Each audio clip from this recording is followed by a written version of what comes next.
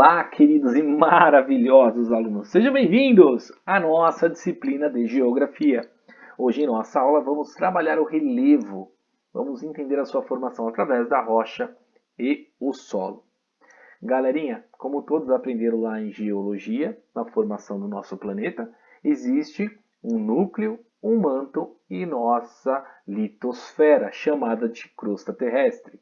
E lá em Geomorfologia, aprendemos um pouquinho da formação do nosso relevo. E hoje vamos entender a formação do relevo através das erupções vulcânicas, da sua formação, da dinâmica das rochas sedimentares e o desenvolvimento do nosso solo. Vamos fragmentar um pouco referente à diversidade de solo do nosso planeta. Para início de conversa, aprendemos que o nosso relevo apresenta diferentes formações que são consequências das ações. Opa, muito importante. Opa, não está funcionando? Deixa o professor colocar o marca-texto aqui. Vamos ver. Lembrando que esses carinhas aqui, galerinha, são muito importantes. Os agentes endógenos e os agentes exógenos.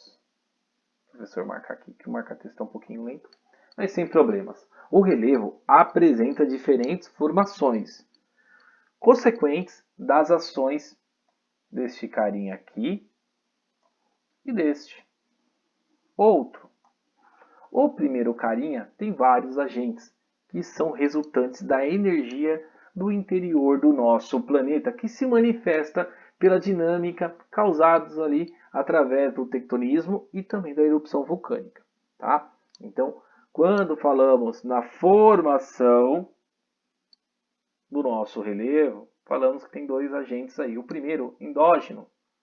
Os endógenos em si resultam através do magma, a sua formação da nossa superfície terrestre. Vocês podem observar que uma grande erupção vulcânica está acontecendo, expelindo grandes rochas, formulando o nosso relevo.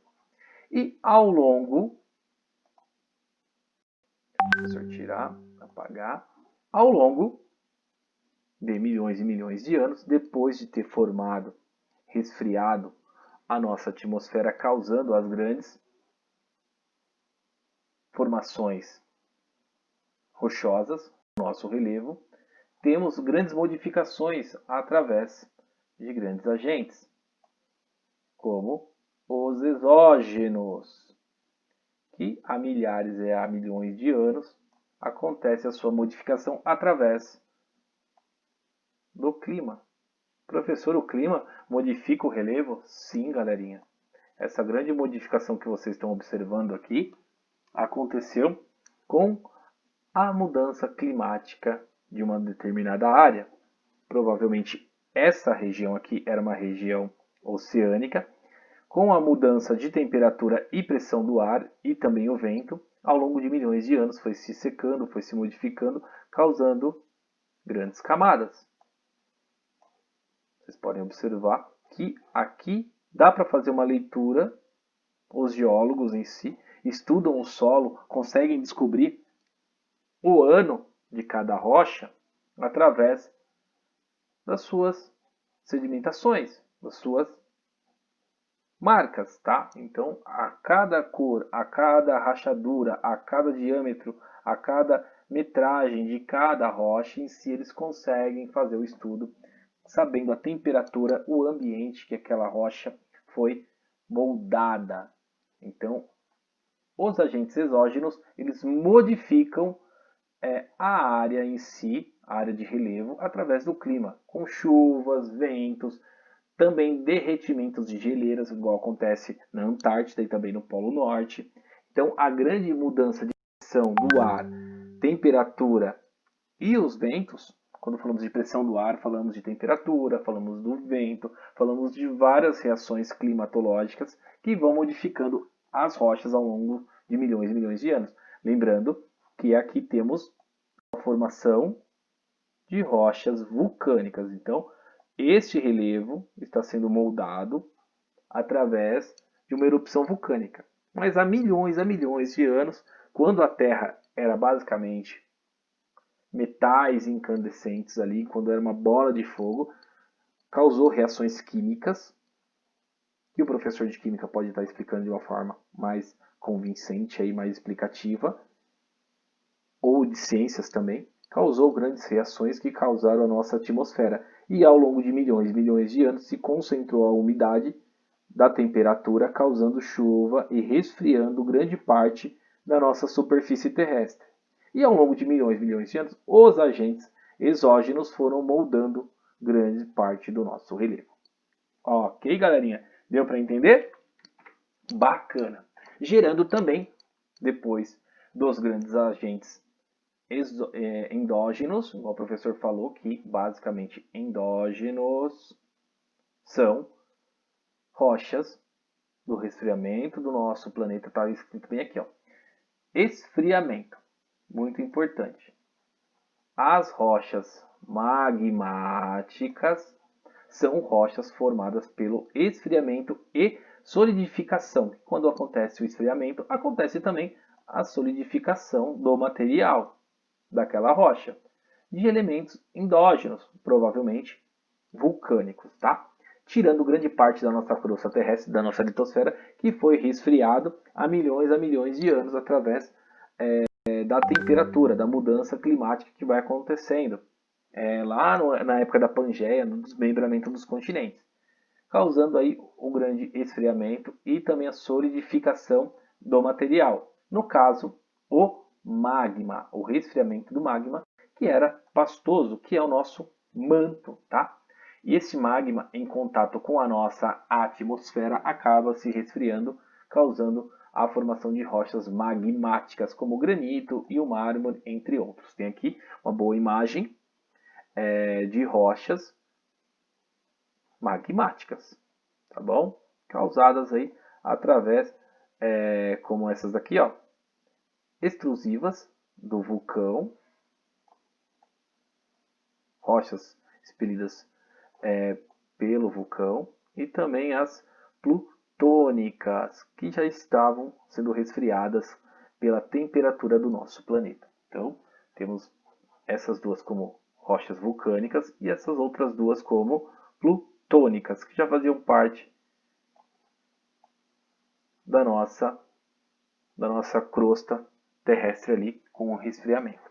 Ok, galerinha? A nossa próxima rocha é a famosa rocha sedimentar, galerinha. Rochas sedimentares são rochas formadas através da deposição e, consequência, cimentação. Então, quando acontece grande depositação, com a modificação do tempo, com aquela famosa reação, que o professor vai voltar lá para vocês lembrarem, exógenas, grandes modificações dos agentes exógenos vão dar a sua formação sedimentar, que é basicamente rochas formadas através da deposição de outras rochas, de outros materiais. É aquela imagem que o professor mostrou. Vamos voltar lá.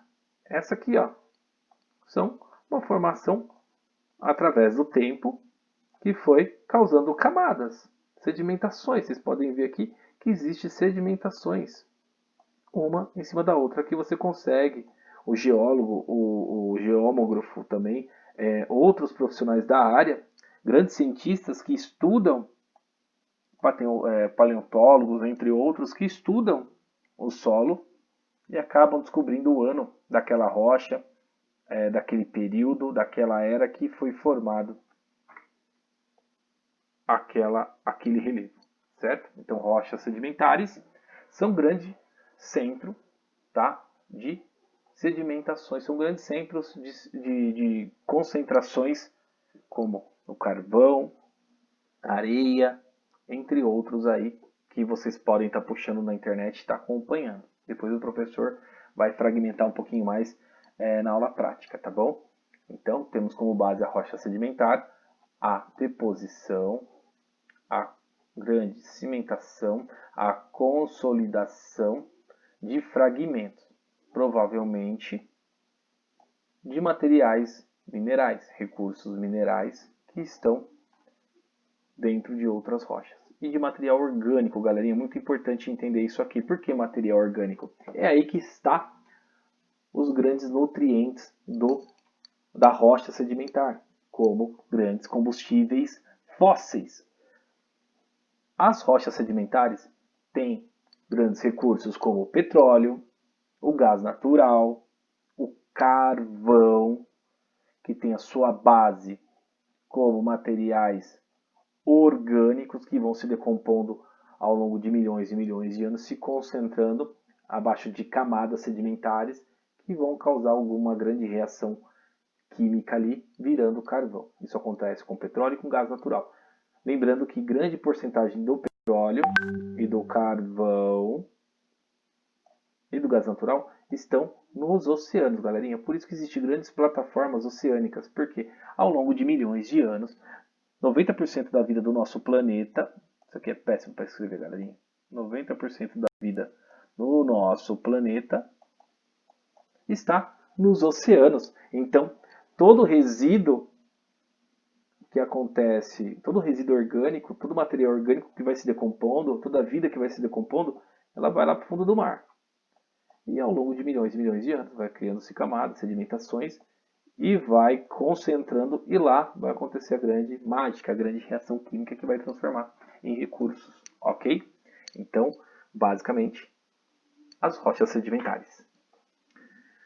E a nossa próxima e última é a rocha metamórfica. As rochas metamórficas são formadas a partir da transformação de outras rochas já existentes. Essas rochas original é chamada de protólito, tá? Protólito, que é a denominação dada na geologia. Então é um nome não tão usado, mas você vai ver isso mais nos livros aí de geologia em si, mas na ciência ela tem um outro nome.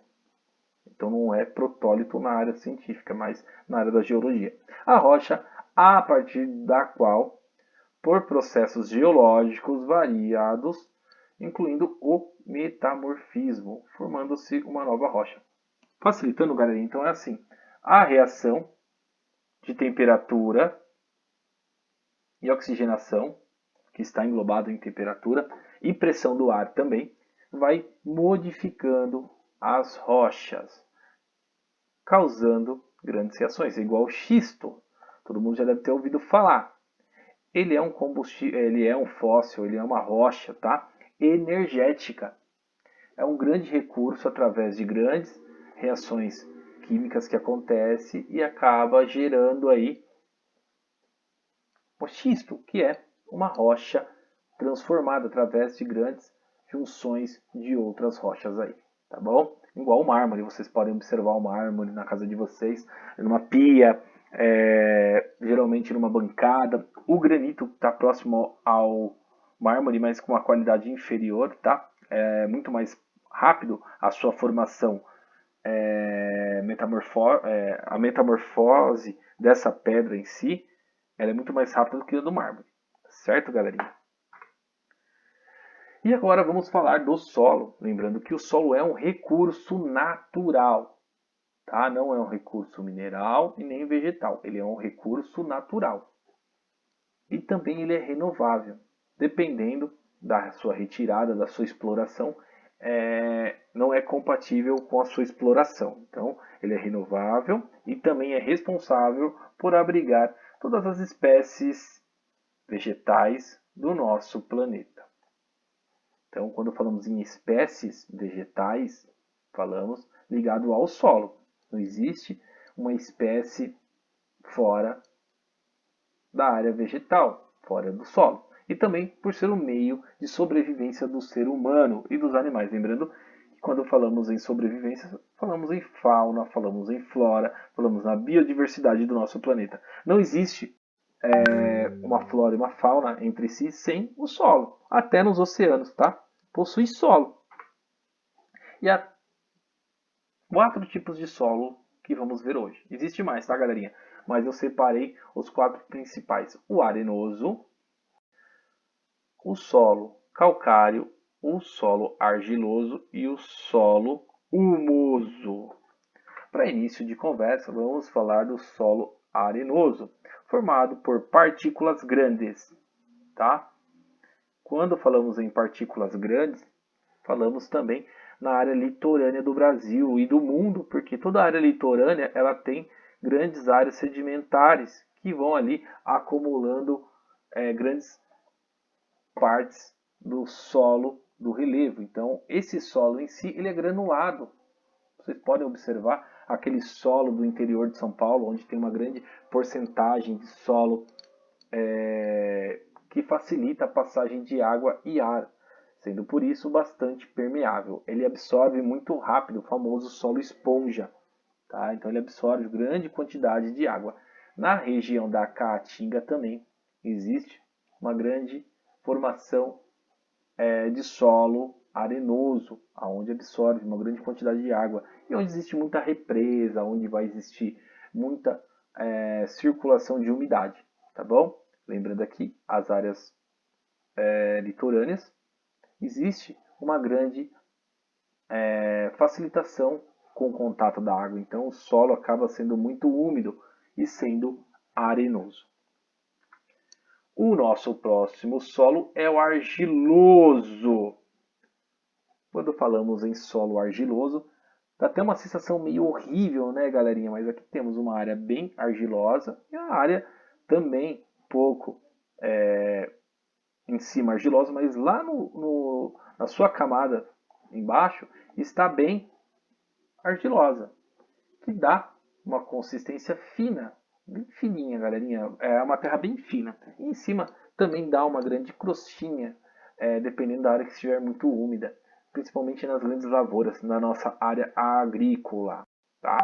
É pouco permeável e retém água e sais minerais. Por isso que o solo ele é muito cultivado. Tá? Então, a grande parte da nossa agricultura, do sistema agrícola do Brasil, está voltado a grandes solos argilosos.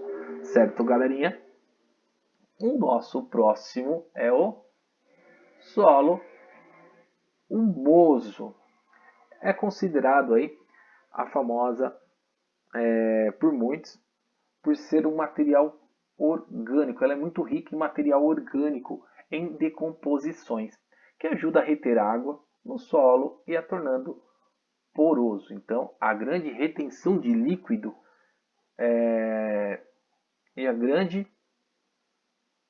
facilitação de acúmulo de água, tá? Além de ser bastante fértil, vocês podem observar na imagem que existe em torno dela aqui muita água e um pedacinho de terra.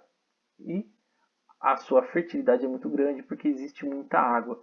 E os nutrientes, como bases sedimentares ao longo de milhões e milhões de anos, que vai se tornando grandes depósitos de composições orgânicas e facilitando o desenvolvimento também agrícola. Certo, galerinha? E temos o solo calcário, o solo seco, o famoso solo seco, originado de rochas sedimentares também com fragmentos de ossos e conchas. Galerinha, esses ossos em si, tá? Provavelmente pode ser grandes concentrações de vidas oceânicas, de grande biodiversidade oceânica e também marinhas ali. É igual uma área praiana, acontece muito a calcificação de grandes recursos considerados aí como rochas sedimentares. E ao se decomporem, há tornado rico em carbono de sódio, a grande concentração de sal, tá?